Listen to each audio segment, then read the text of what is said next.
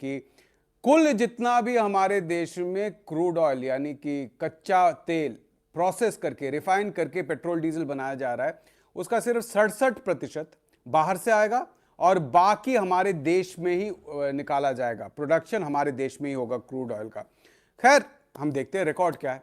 तो हम 2014 से 2020 का हमारे पास डेटा है, 6 साल का, तो हम उसी की तुलना 2014 से पहले 6 साल की करेंगे। 2008 से 2014 की तुलना बनाम 2014 से 2020। अब आप देखिए कि कच्चे तेल का जो इंपोर्ट है वो लगभग 28% बढ़ गया है, औसतन 28% बढ़ गया है अगर मैं हर साल का कंपैरिजन करके देखूं, है ना।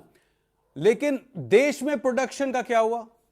अब खर्चा ज्यादा होगा, खपत ज्यादा होगी तो इंपोर्ट तो ज्यादा हो सकता है। देश में प्रोडक्शन का क्या हुआ? देश में प्रोडक्शन 1% घट गया है। यानी कुल हमारे देश में जितना कच्चा तेल का प्रोसेसिंग होता है, जिसको थ्रूपुट कहा जाता है, उसका 2008 से 14 के बीच लगभग 18% हमारे देश में प्रोड्यूस होता था। आज वो गिरकर 14.5% पर उतर आया है। यानी रिकॉर्ड और बुरा हुआ है, अच्छा नहीं हुआ है। ये तो पहली बात है। दूसरी बात है कि अगर आप चाहते हैं कि देश में कच्चे तेल का प्रोडक्शन बढ़े, है ना, तो आपको तो खर्चा करना पड़ेगा एक्सप्लोरेशन पर। आपकी कंपनी है ओएनजीसी, सबसे बड़ी कंपनी है, आपको वहां पर पैसे डालने चाहिए। लेकिन ओएनजीसी का क्या हुआ? 2013-14 में ओएनजीसी ने एक्सप्लोरेशन मतलब कच्चा तेल कहां है उसको ढूंढ निकालने पर लगभग 11,500 करोड़ रुपए खर्च किए थे। ठीक है। मार्च 2019 मतलब 2018-19 का जो साल है उसमें वो गिरकर 6,000 करोड़ रुपए आ गया। यानी लगभग आधे पे आ गया है।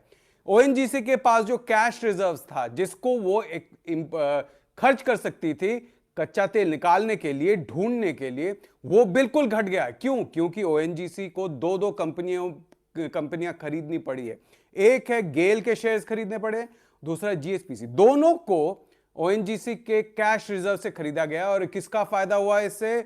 सरकार का जो डिसइन्वेस्टमेंट टारगेट है, विनिवेश का टारगेट है, उसको मीट करने के लिए ओएनजीसी, सब जानते हैं ओएनजीसी को यह करना पड़ा है। यानी ओएनजीसी के पास पैसे अब एक्सप्लोरेशन, तेल ढूंढने के लिए, कच्चा तेल ढूंढने के लिए नहीं है। तो साफ यह है कि अगर सरकार सच में चाहती कि एक्सप्लोरेशन बढ़े तो वो खर्चा और बढ़ाती, लेकिन वो नहीं हुआ है। जितने भी ऑयल पीएसयू हैं, जितनी सरकारी कंपनियां हैं, उनका कुल खर्चा घटा है 2019-20 में 2013-14 के तुलना में। 2000-2001 में भारत पेट्रोलियम उत्पादों की खपत का 75% आयात करता था। 2016 से 19 के बीच 95% आयात करने लगा। इस वक्त अपनी खपत का 84% आयात करता है। यानी प्रधानमंत्री मोदी के कार्यकाल में तो आयात बढ़ता ही रहा, कम नहीं हुआ। अभी हम एथेनॉल की भी बात करेंगे, लेकिन कुछ सवाल पहले आने से रुक नहीं पा रहे। अंतर्राष्ट्रीय बाजार में कच्चे तेल के दाम बढ़ते हैं तो कम भी होते हैं। जब कम होते तब उस अनुपात में पेट्रोल डीजल के दाम क्यों नहीं कम होते? और जब माइनस में चले जाते हैं तब भी कम क्यों नहीं हुए? 2018 के अक्टूबर में अंतर्राष्ट्रीय बाजारों में कच्चे तेल की कीमत $84 प्रति बैरल हो गई थी। उस समय भारत में पेट्रोल डीजल की कीमतें आसमान छूने लगी। तब दिल्ली में पेट्रोल का दाम 84 रुपए प्रति लीटर हो गया था, जबकि मुंबई में 91 रुपए 34 पैसे। आज के दाम पर नजर डालिए। आज कच्चे तेल का दाम $61 प्रति बैरल है, उससे भी अधिक। यानी अक्टूबर 2018 से करीब $23 कम है। लेकिन फिर भी आज दिल्ली में पेट्रोल के दाम 89 रुपए 54 पैसे हैं, जबकि मुंबई में 96 रुपए। यानी अक्टूबर 2018 से ज्यादा। अगर कच्चे तेल के हिसाब से दाम तय होता तो आज भारत में लोगों को तेल सस्ते में मिल रहा होता। जब 2008 में कच्चे तेल का दाम $147 प्रति बैरल तक पहुंच गया, तब पेट्रोल 45 रुपए लीटर कैसे मिल रहा था? और आज जब $61 प्रति बैरल है तो पेट्रोल 100 रुपया तक कैसे बिक रहा है? पहले के लोग ज्यादा प्रतिभाशाली थे या आज के लोग ज्यादा प्रतिभाशाली हैं? फिर यह कौन बताएगा कि जब पिछले साल अप्रैल में कच्चे तेल की अंतर्राष्ट्रीय कीमतें भारत की जीडीपी की तरह माइनस में चली गई थीं, तब भारत में पेट्रोल के दाम क्यों कम नहीं हुए बल्कि बढ़ ही गए? अप्रैल 2020 में राजधानी दिल्ली में पेट्रोल 69 रुपए 59 पैसे लीटर था, मुंबई में 76 रुपए 31 पैसे लीटर। पिछले साल दिल्ली में अगर मैं पेट्रोल भरवाता अपने टंकी में और आज उसका कंपैरिजन करूं तो लगभग 23 से 24% आज बढ़ गया है। यानी कि अगर मेरे पेट्रोल का बिल 4,000 रुपए था, आज वो 5,000 के आसपास आ गया। ठीक है, इसका कारण क्या है? क्या इंटरनेशनल क्रूड का दाम बढ़ गया? जी नहीं। हम जो क्रूड खरीदते हैं, जिसको कच्चा तेल खरीदते हैं, जिसको इंडियन बास्केट कहा है, वो 1% घट गया है पिछले फरवरी की तुलना में।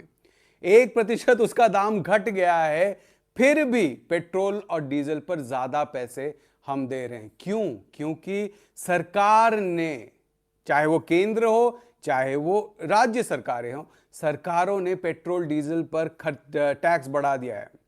टैक्स बढ़ गया है, लगभग 13 रुपए पिछले साल टैक्स बढ़ाया गया है। सेंट्रल एक्साइज बढ़ाया गया है पेट्रोल पर, जो लगभग 20 रुपए था, आज वो 33 रुपए के आसपास आ चुका है। और एक और चीज बड़ी बात है कि आप देखिए कि सरकार पहले क्या होता था, जब इंटरनेशनल प्राइस बहुत ज्यादा होता था तो सरकारें क्या करती थी? सब्सिडी देती थी। और ये जो पेट्रोलियम सब्सिडी है, आज चला गया है क्योंकि इंटरनेशनल प्राइस घट चुका है। वो सब्सिडी चला गया है और उस सब्सिडी में लगभग, अगर मैं फिर से देखूं सब्सिडी, मैं 2014 से 2021-22 का कंपेयर कर रहा हूं, बजट का जो डेटा हमारे सामने है, और ये जो जितने साल है उसी का उतना ही पहले का भी कंपैरिजन करूंगा तो 17% सब्सिडी घट गया है। यानी सरकार के हाथ में 17% सीधा पैसा ज्यादा आ रहा है। और आखिरी चीज जिसको कहा जाता है पेट्रोलियम सेक्टर का कंट्रीब्यूशन, कि पेट्रोलियम जितने कंपनी है वो टैक्स, कस्टम्स ड्यूटी, फिर डिविडेंड वगैरह, ये सब मिलाकर कितना सरकार को देती है, वो भी बहुत ज्यादा बढ़ गया है।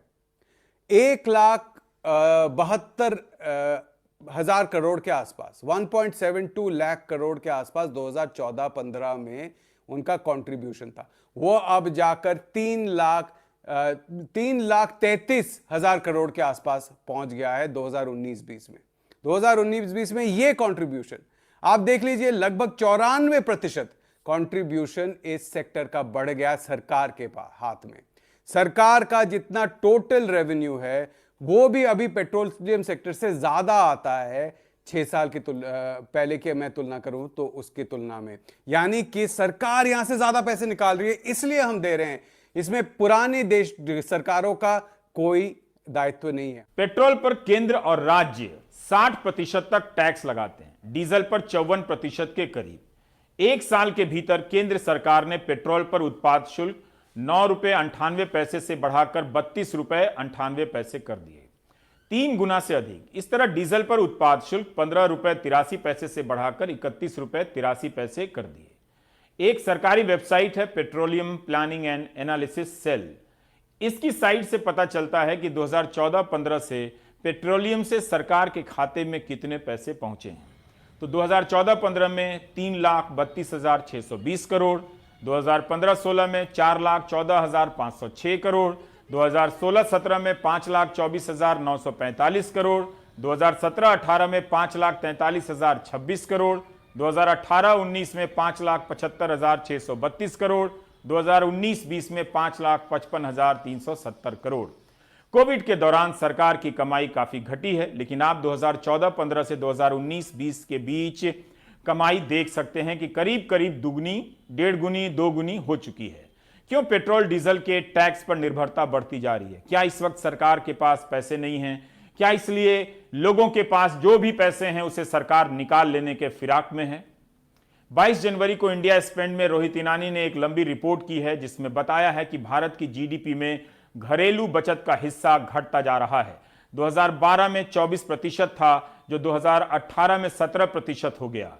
लोगों की कमाई नहीं बढ़ रही है, बचत से निकाल कर खा रहे हैं, आर्थिक रूप से कमजोर होते चले जा रहे हैं।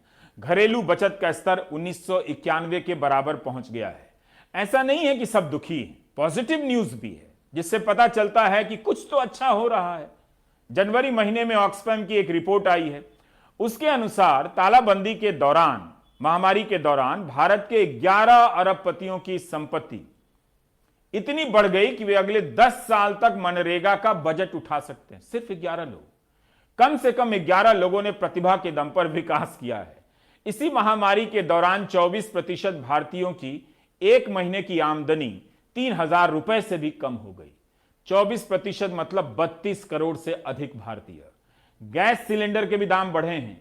इन सब के कारण आमदनी पर बहुत बुरा असर पड़ता जा रहा है। पहले तो ज़्यादा चक्कर लगा लेते थे तेल में, वो कमाई की